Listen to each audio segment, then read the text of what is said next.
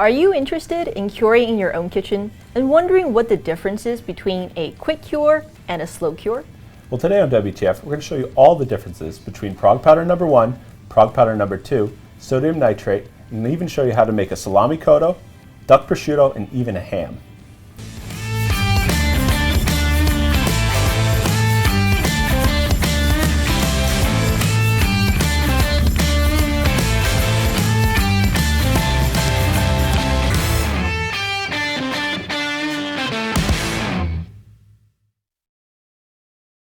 Hello and welcome to WTF, where we transform food here in the Modernist Pantry Test Kitchen. I'm Chef Scott and Janie. And I'm Janie Wang, one of the owners of Modernist Pantry. And here on WTF, every week we talk about unique ingredients, techniques, do cool demos, and show you recipes that you can get started with in your own kitchen. So remember, subscribe and ring the bell. You'll get notified of our content. It does come out every single Tuesday. And this week, we're going to be going really in-depth into curing, both short-term cures, long-term cures, and show you how you can do this fairly easily at home, in your restaurant, or anywhere else you feel like curing something. So, Scott, I think to start with, why don't we talk about what the difference is between what a short-term cure is versus a long-term cure? Sure. So a short-term cure is going to be something that's done in your refrigerator. Something that you can do in a few days, maybe a few weeks, depending on the size. Something like this salami cotto can be 2 hours to 24 hours, and something as big as a ham can be about 2 weeks. But they're always done in a cold environment, and they're always done with Prague Powder number 1. Now, Prague Powder number 1 is mainly table salt, but with a little bit of sodium nitrite. So the sodium nitrate's added to it, and also a little bit of pink dye. So that is in there, or I'm sorry, red dye, but that is in there to keep it pink so you can decipher it between like a table salt. You don't want to be switching these up. And even though it's a pretty color, we're not going to be sprinkling it on for garnish. This needs to be separate at all times. The best thing to do is to keep it in the package that you got it in. Sometimes it may actually lose its color because it is a curing, so it may break down that red. But if you keep it in the package, you'll know that it is perfectly fine and it'll still be the Prague powder that it is. So that is a short-term cure. Anything that you're going to do in a few days to a few weeks, depending on the size. It could also be done dry or wet. So the ham is in a brine, you soak it in a brine, and then this is dry, so I just added it in dry and allowed it to cure that way. And what it does is it takes the molecules within the meat, and it prevents them from turning that gray to brown that happens when you cook them. So this ham is cooked to a very high temperature, about 190 degrees on the inside. You can see that it's perfectly pink all the way through, and that's part of it. And it's not because of the dye in it. That's something that people get misconception is, oh, mine has not, it's lost its color. Is it still going to dye my food pink? And no, that is not why that's in there. It's specifically so you can decipher it between table salt and Prague powder. Now, if you go on to Prague powder number 2, that is sodium nitrate, sodium nitrite, and table salt. And what that's used for is long-term dry cures in, let's say, a drying box or in an umai bag.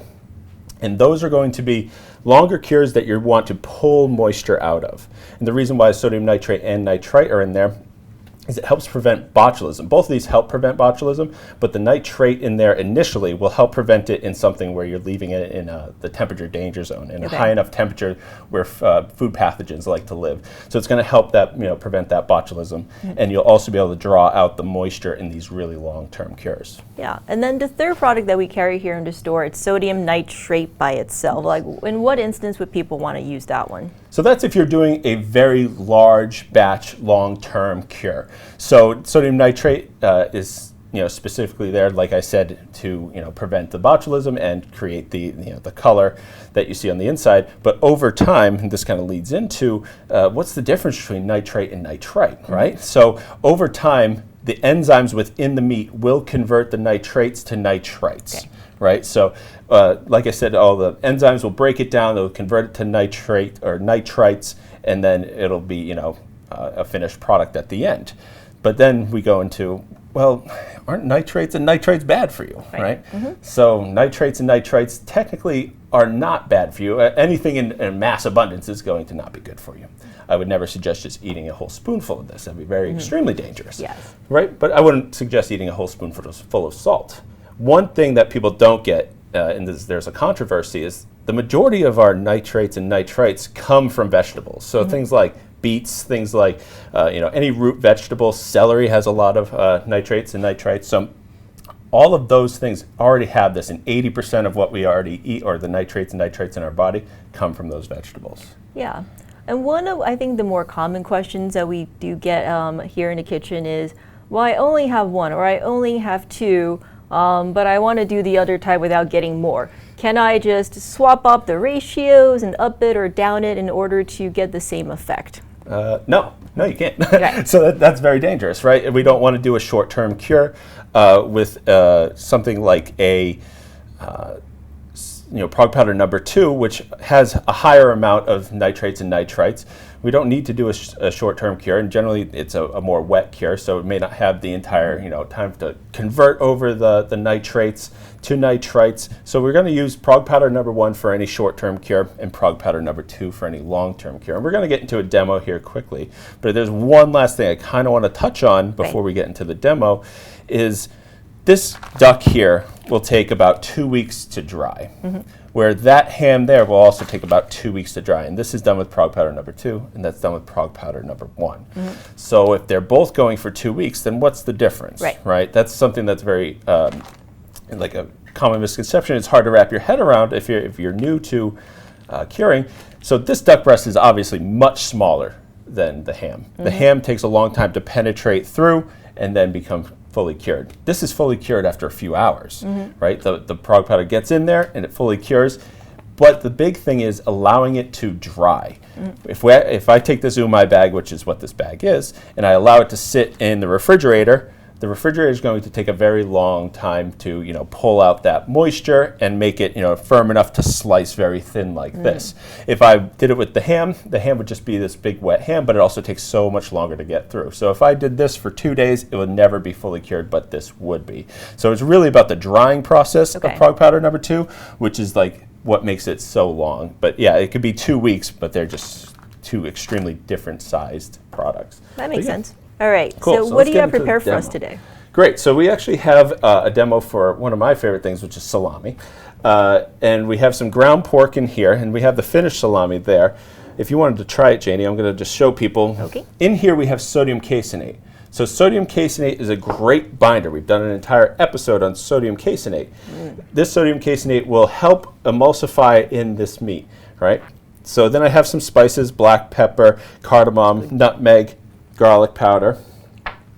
Then I have some of our Prague Powder number 1. This is a short-term salami. This is not a long-term hung salami that is going to dry cure. It's going to be a short-term cooked salami, so I'm going to use Prague Powder number 1. And then just some salt. Right. I'm just going to mix that up. And now the mixing process for salami, or any sausage, is kind of an amazing one, because I'm taking lean proteins and fat, and I'm trying to emulsify them together so that when you cook them, they don't completely separate, right? If you've ever had a poorly made sausage, it's extremely gritty in a pool of fat, and that's not what we want. We want to emulsify it, and this sodium caseinate is going to help, and then the Prague Powder is going to cure it and keep it really beautiful. So I'm just going to turn this on for about 30 seconds just to start mixing it up. I want to keep everything nice and cold for this, because if it's too warm, it'll separate. So I'm just going to mix this up really quickly. And when you see it start to stick around the sides here, it's a very good sign that it's starting to emulsify. This is not like a mayonnaise where I can see it completely emulsifying, so I have to watch for these specific things around the edges here. You can see it start to stick, and that's very good. You can also see, like a mayonnaise, that it is becoming a little bit more opaque. So when it starts to get that kind of creamy color, then I can add in the rest of my ingredients here. And of course, this is a whole thing of dry ingredients, so I'm just going to pulse it a little bit so I don't end up with a big plume of sodium caseinate smoke. All right. Good. So now this is going to help mix it all together, and you'll see it really start to stick around the outsides, and that's an important thing. So once this is done, and this takes about a minute to finish, I lay it out, because we don't all have, casings or anything at home. It's really easy just to do it in plastic wrap. You just won't have any skin to peel off on the outside. So you can see the entire process of how to make a perfect roll like this on our Instagram video. A little bit longer. So you can see us actually roll it up. And it makes it very easy to make a really beautiful sausage just like this. Okay. So now that this is done, you can see it's become very opaque. And it's almost hard to get out because it's emulsified together. Right? You can see it. It almost has that, white layer on the outside. And that's a properly emulsified sausage. So that is what you're looking for when you do this. Then you wrap it up. You can sit it out at room temperature for about 2 hours and it'll fully cure, or you can put it in the refrigerator and take about 24 hours to fully cure. Okay. And then all you have to do is you either place it into an immersion circulator bath or a steamer, or you can just simmer it very, very low until it reaches an internal temperature of 158. So it's really simple. Then you just chill it, you can slice it, and you can have your own homemade sandwich meat. Yeah, and so for something like that where it's not being dried out, and once you've made it, how long can you keep that for? Oh, that's going to last quite a while. I don't like to go over 7 days, but since this is cured, it's going to last a while. If you properly store it, you could maybe get 2 weeks out of it, 3 weeks out of it. It is still protein, it still has water. And one thing to note is that just because Prague Powder 1 and 2 and sodium nitrate help prevent botulism, once it's in there, it can't stop botulism later. Okay. Right? So botulism can still happen in here, but it'll prevent it during the whole curing process. But after it, it's already enzymatically changed, and it's not going to prevent any new botulism. So if I leave this out for a week on the table, I'm probably not going to eat it. Right. It'd be very dangerous, right? So that's one thing to note. Just because it's cured, and it, especially like this cooked salami. Over here, the prosciutto is going to last for a lot longer since it's dry, which is one of the things that foodborne pathogens love, or foodborne pathogens don't love. They love really wet environments with protein and fat and things like that. When it's dry like this, it's going to last much longer. This could probably get a month to 2 months out of it, depending how you store it. Okay. Right? So when you remove the moisture, it's going to help it. But yeah, it does not prevent botulism after the fact. Yeah.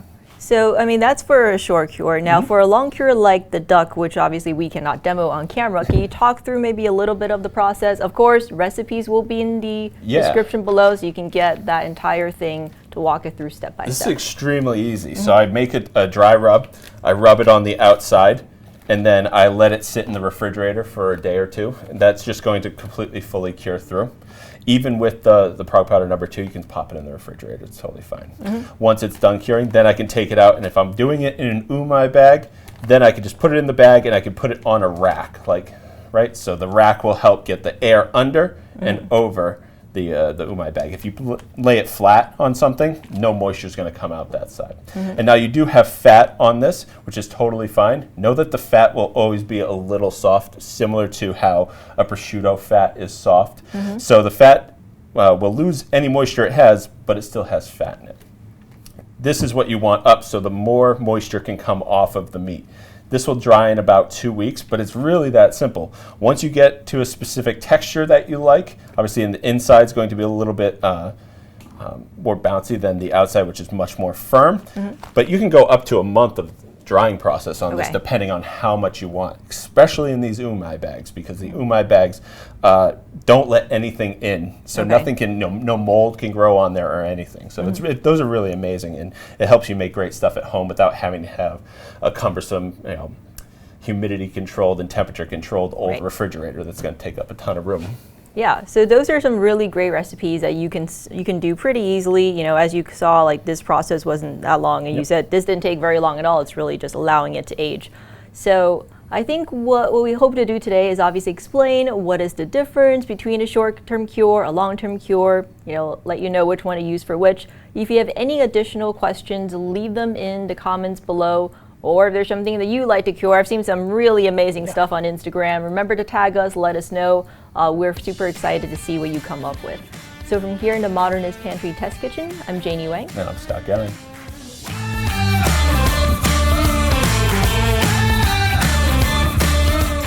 Thank you so much for watching. And if you haven't already, like, comment, and subscribe. And hit that bell so you get notified when we drop a new video.